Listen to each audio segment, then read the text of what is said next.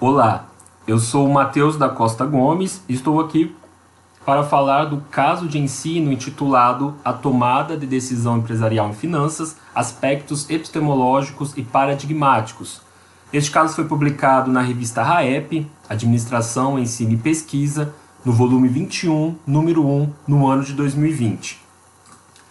Ele foi escrito por mim, atualmente aluno de doutorado em Controladoria e Contabilidade pela USP, no campus de Ribeirão Preto, e pelo professor Maurício Ribeiro do Vale, professor do Departamento de Contabilidade aqui da faculdade, também meu orientador de graduação, de mestrado, de doutorado e que tem experiência na área de gestão financeira.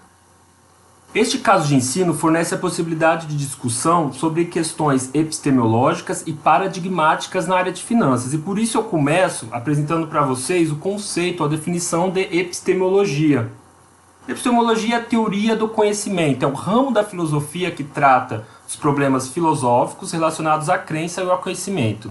É o estudo do conhecimento, como a gente adquire conhecimento, o que é conhecimento, e a definição de paradigma, que é composto por escolhas filosóficas referente à natureza da realidade, questões ontológicas, a construção de conhecimento, ou seja, a epistemologia está dentro do paradigma, de paradigmas, quanto à natureza humana e à metodologia. Por quê? Esse é o pano de fundo, essa é a nossa base teórica para a discussão do caso. Porque estamos tratando de finanças e, mais específico, de dois paradigmas dentro da grande área. Estamos falando de finanças corporativas ou tradicionais e as finanças comportamentais.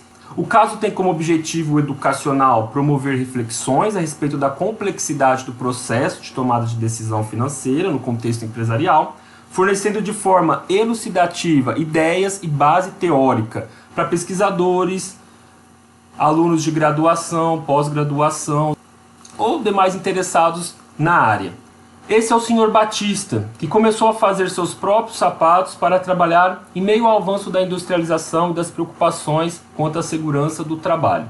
Numa época onde o número de acidentes nas fábricas era grande, ele era operário de uma fábrica de produtos pesados e tinha uma árdua jornada de trabalho. Precisava de sapatos melhores, de maior qualidade. O Sr. Batista possuía conhecimento sobre confecção de sapatos, que aprendera lá com seu avô paterno, e por meio do couro de gado da fazenda de seus pais, ele desenhou e confeccionou sapatos bem mais resistentes do que aqueles disponibilizados em seu trabalho. O chefe do Sr. Batista, já cansado de afastamentos de operários machucados, um dia notou aqueles sapatos novos, diferentes do Sr. Batista, e pediu para que ele, o Sr. Batista, lhe fizesse um par. Depois de testar a qualidade desses sapatos, simples e resistentes, o chefe convenceu o Sr. Batista a confeccionar 500 pares. 500 pares seria para a fábrica inteira. E foi assim que o Sr. Batista decidiu, teve um incentivo de deixar o seu trabalho na fábrica de produtos pesados e passar a se dedicar totalmente à confecção de sapatos, dos seus sapatos.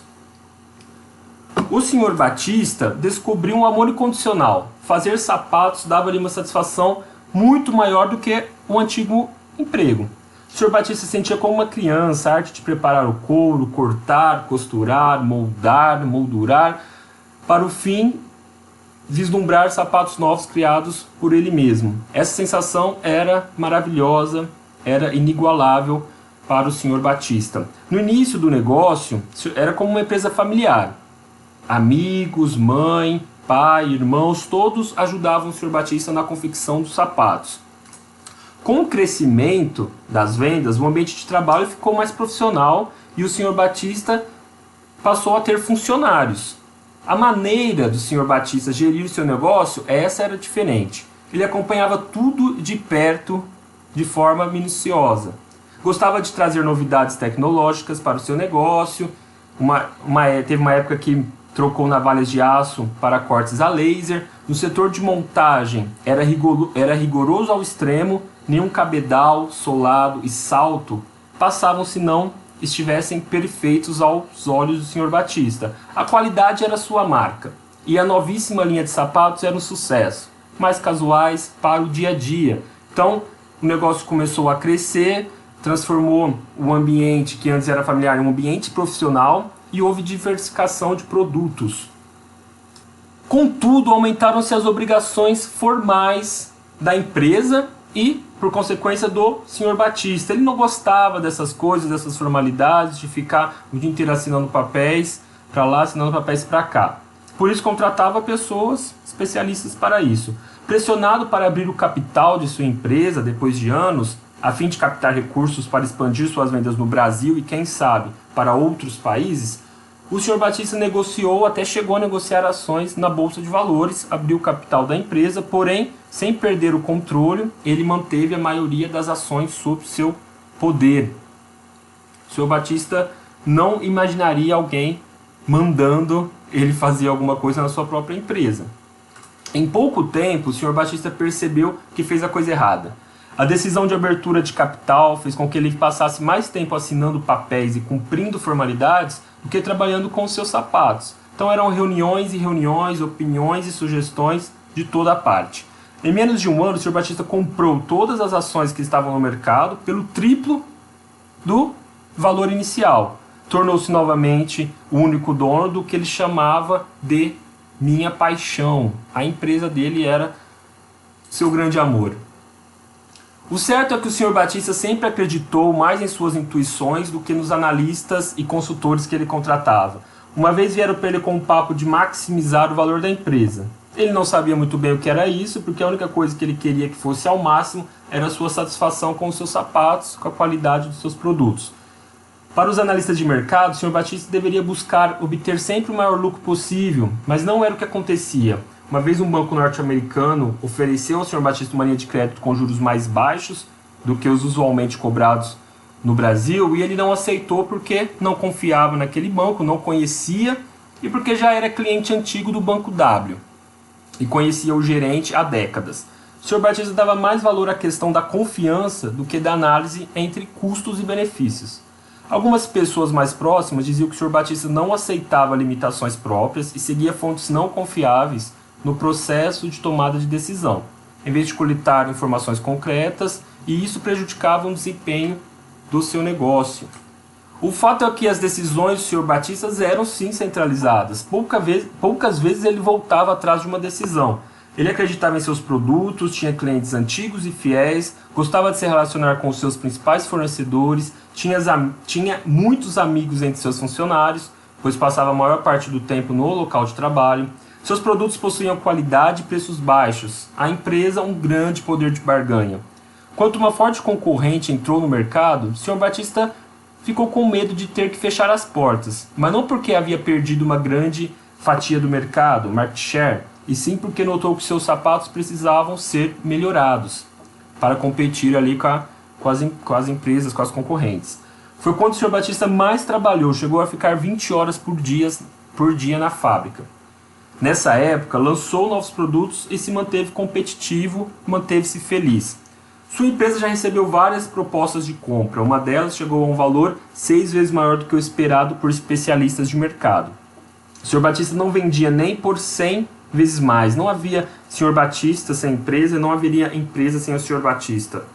Ninguém sabia mais dela do que ele. Se alguém quisesse entender melhor o seu negócio, mais valia uma conversa de 10 minutos com o Sr. Batista do que semanas analisando demonstrações contábeis e financeiras da empresa. O Sr. Batista só não trabalhava aos sábados devido à sua religião.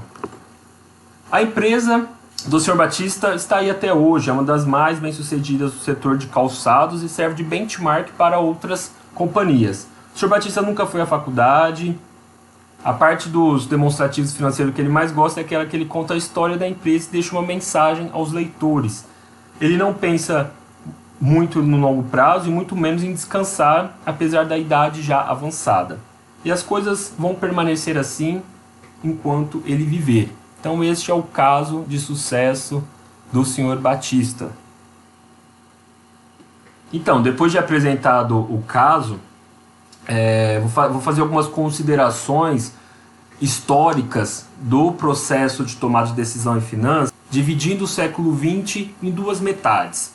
Antes da primeira metade do século XX, havia pesquisadores e profissionais práticos que se baseavam nas experiências do dia a dia para moldar a tomada de decisão de gestores e investidores. Naquela época, os pesquisadores construíam classes de regras de tomada de decisão financeira. A regra principal naquele tempo, e que permanece até os dias atuais, é a eventual compra de ativos subavaliados e, consequentemente, a venda de ativos sobreavaliados para a obtenção de ganhos. Quanto à estrutura de capital da empresa, havia a convicção de que as empresas possuíam alguma capacidade de endividamento normal que levaria a uma redução do custo médio do capital com base nas características das empresas. Mas, principalmente tratando de pesquisa na área, naquela época as evidências eram as percepções desses pesquisadores e profissionais da área, com pouca generalização e um ambiente restrito.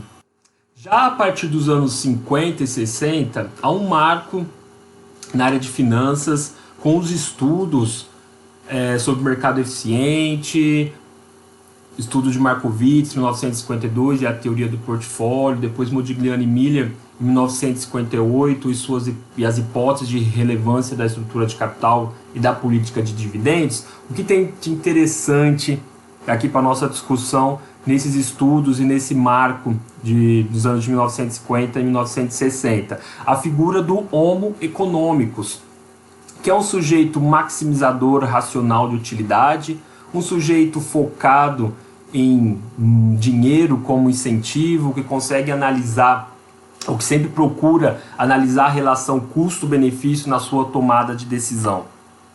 Então, quando a gente olha para o diagrama dos paradigmas sociológicos de Burrow e Morgan, as finanças passaram do paradigma mais interpretativista, de um mundo mais subjetivo, onde o conhecimento ele é construído por meio de percepções, por meio de experiências, onde não se pode generalizar os resultados em um ambiente restrito, para um paradigma mais funcionalista, onde o ambiente tem realidade concreta e o indivíduo possui um papel passivo e o comportamento dele é fruto do seu ambiente.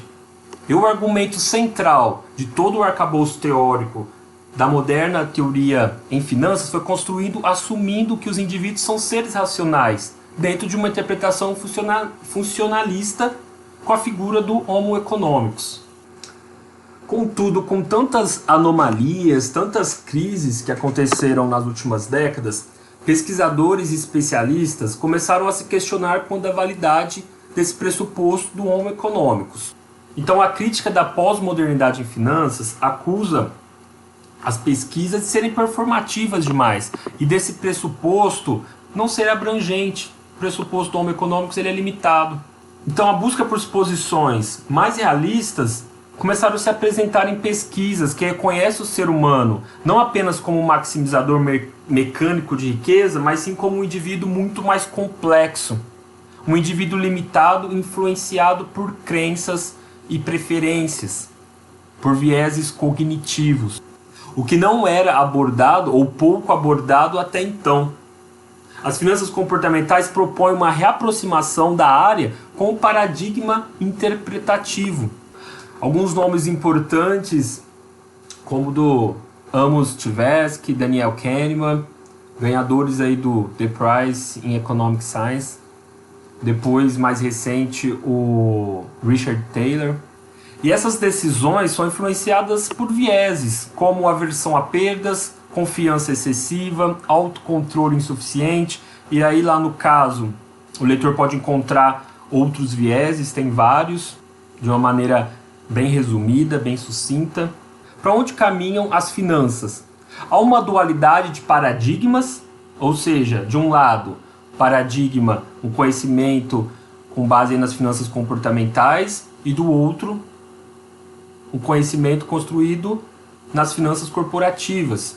Será que há uma dualidade de paradigmas ou uma junção de paradigmas, uma complementa a outra? Porque, de fato, as finanças comportamentais podem preencher lacunas importantes das finanças empresariais e vice-versa. O presente caso traz 5 questões para discussão.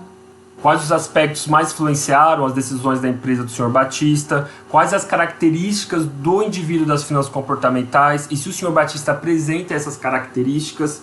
Quais as principais diferenças entre as finanças comportamentais e as finanças corporativas? Lembrando que a diferença está lá no pressuposto. Pensando no horizonte de tempo, se há diferença dentro desses dois paradigmas, a dificuldade na conciliação de interesses de curto prazo e longo prazo. E na sua percepção, quais são as maiores contribuições das finanças comportamentais e qual a crítica quanto a essa abordagem?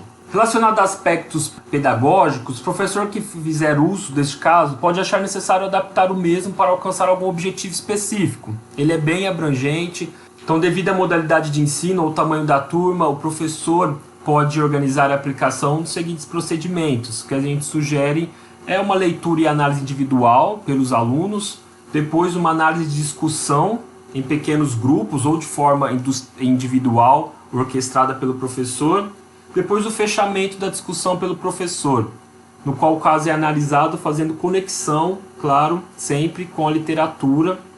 Outras questões que o professor julgar interessante, ele pode propor dentro desse contexto relacionado às finanças comportamentais e corporativa, dentro desse contexto de quebra de paradigmas, trazer notícias de jornais, algum caso real, tem bastante coisa legal para ser discutida.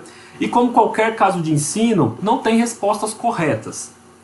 A gente oferece algumas sugestões de respostas que o professor pode utilizar ali como referência, mas é claro que o aluno pode apresentar algo diferente e até é interessante que ele apresente, que há divergência ali de opiniões para que a discussão, para que o debate seja enriquecido. Mas que faça sentido dentro do contexto da discussão, que seja bem fundamentado na teoria. Sem dúvidas, vai enriquecer muito o debate em sala de aula. Então, finalizando, eu agradeço pelo tempo e desejo boa leitura e boa aula a todos. Obrigado.